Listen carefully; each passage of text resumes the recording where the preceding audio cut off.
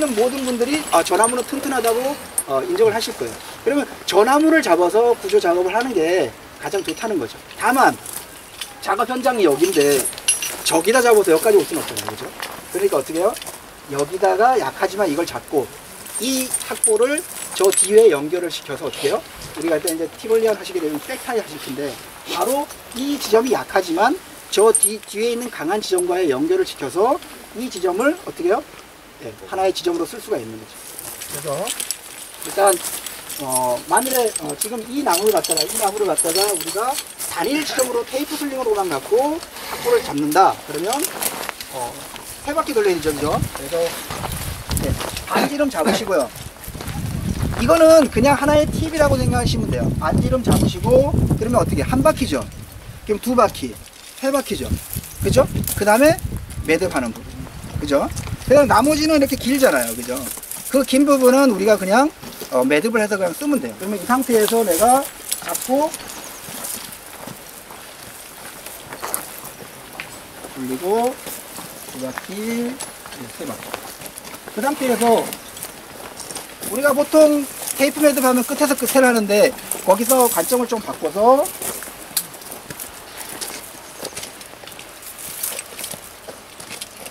매듭 그대로 마찬가지.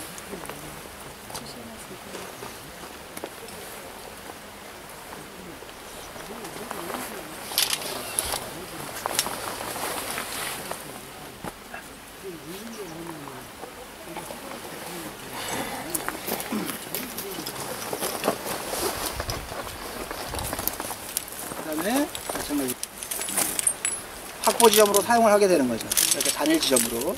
우리가 보통 이제 등반은 딱 볼트라든가 이런 걸 통해서 아주 근접되게 잡혀져 있잖아요. 근데 구조 파트는 거의 자연지형 지물을 이용하는 경우가 많거든요. 보통 저희가 추락을 해서 가보면 거의 내려와 있거나 근사하게 와 있어요.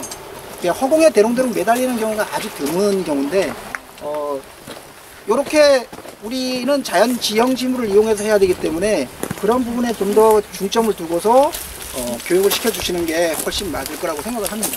왜냐면 등반에서 볼트를 이용해서 학보지점 만드는 거는 거의 다 하시거든요. 그래서 이렇게 요거 이해 가시나요? 예.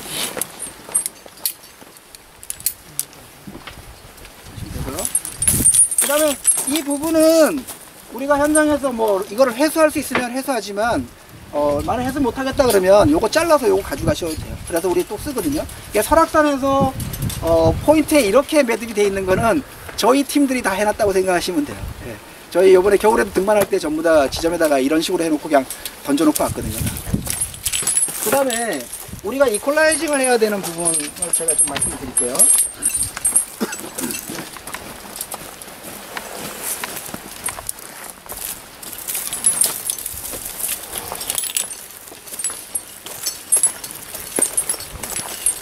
자, 투포인트도 마찬가지지만 이렇게 로프가 길면 신경 쓰지 마세요. 그냥 내가 이 부분을 갖다가 그대로 그냥 테이프 매듭을 하듯이 여기다가 옥 매듭을 해서 반대로 그냥 나가면 되는 거거든요. 그래서 너무 어렵게 생각하지 마시고 길면은 항상 우리가 습관적으로 맨 끝과 끝을 연결하는 테이프 매듭만 항상 하셨기 때문에 그런 이제 고정관념을 좀 갖고 계시거든요.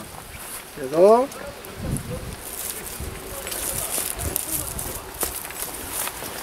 똑같이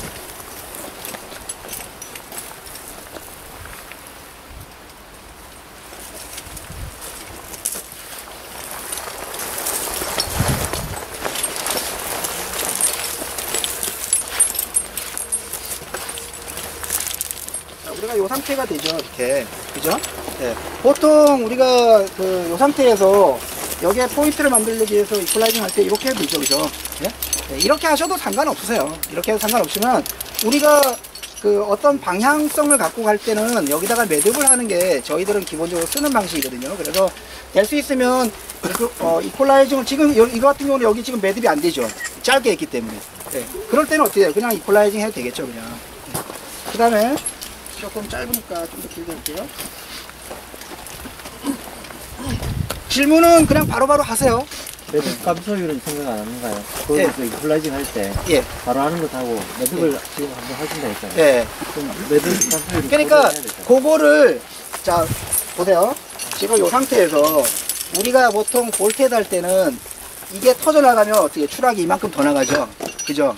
근데 볼트에서는 어떻게 해요? 빼갖고 카라빈을 끼우기 때문에 매듭을 해갖고 추락 길이를 짧게 하잖아요. 그죠?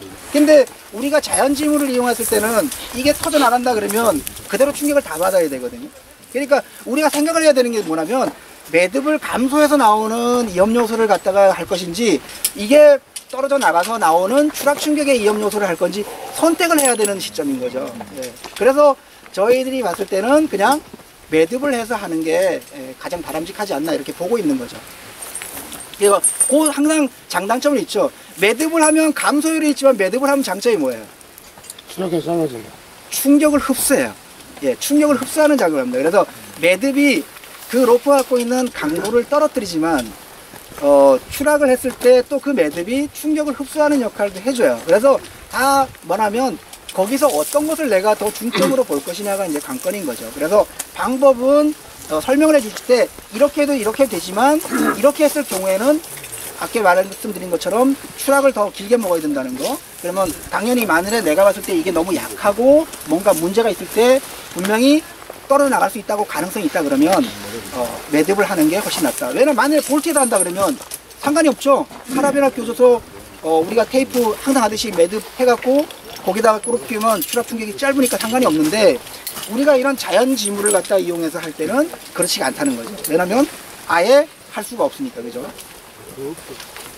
자, 다시 한번 볼게요. 이번엔 조금 길게. 여러분들이 하실 때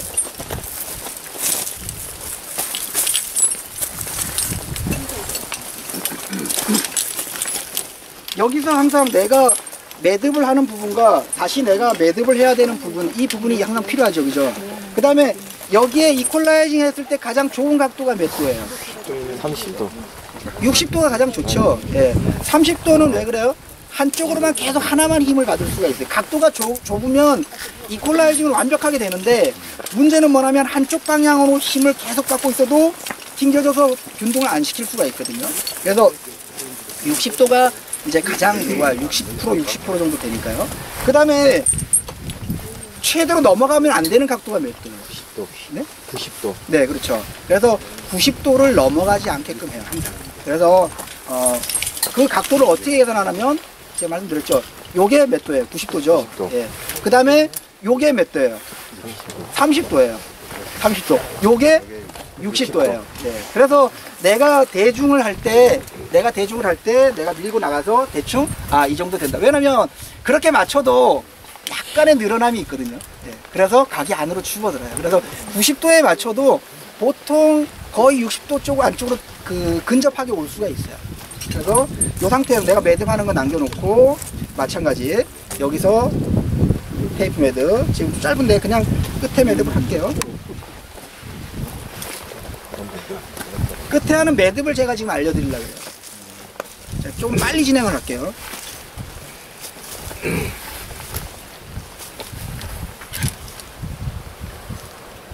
그러니까 여기 계신 분들이 스스로 궁금해서 물어보는 게 아니라 내가 만일에 이렇게 앞에서 했을 때 상대편이 나한테 들어올 수 있는 질문들을 갖다가 생각을 하셔야 돼요. 그래서 투포인트의 부분은 매듭이 바깥쪽으로 나갈 수 있게끔 하고요. 여기에서 중요한 포인트는 뭐냐면 내가 어디 방향성이죠. 내가 지금 작업해서 양쪽으로 동일하게 이 힘을 받게끔 하는 게 제일 중요하죠. 그죠? 이 상태에서 옥매듭을 하셔도 되고요. 옥매듭을 하셔갖고 하실 때는 당기면 이거 해도 못하죠. 그죠? 그래서 어떻게 하냐면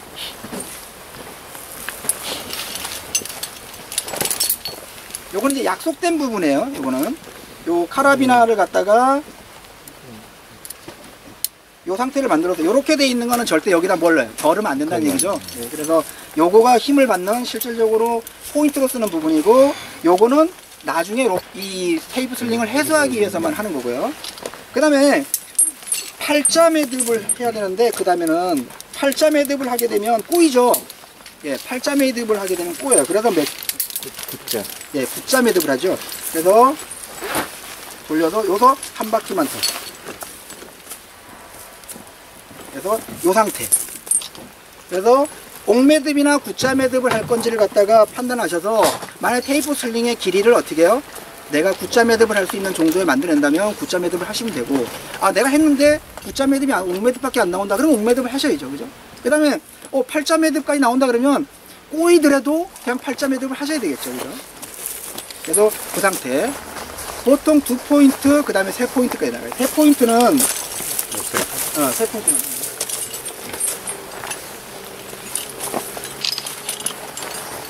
세 포인트에 여기서 조심해야 될 거는 뭐냐면요.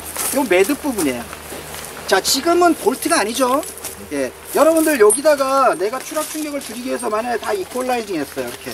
다 이퀄라이징 하고, 이게 추락 충격을 줄이기 위해서 여기다가 매듭을 했는데, 매듭할 수가 없잖아요. 그죠? 예. 왜냐면 우리는 자연지문을 이용하기 때문에 그래요. 볼트라면은 카라비나 끼우고 다 할 수 있죠. 만에 여기다가 테이프 슬링하고 테이프 슬링하고 테이프 슬링한 다음에 카라비나 꽂았다면 상관이 없죠. 그죠? 이 상태에서 할 때는 요 매듭 부분이 요 가운데 안쪽으로 들어오시게끔 만들어 주셔야 돼요. 어떻게 해야 되냐면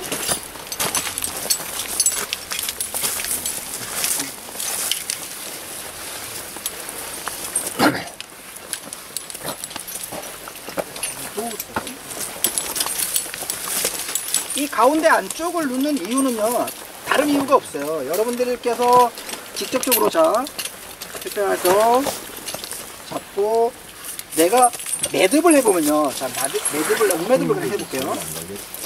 옥매듭을 해보면 반드시 여기가 죽게끔 돼 있어요.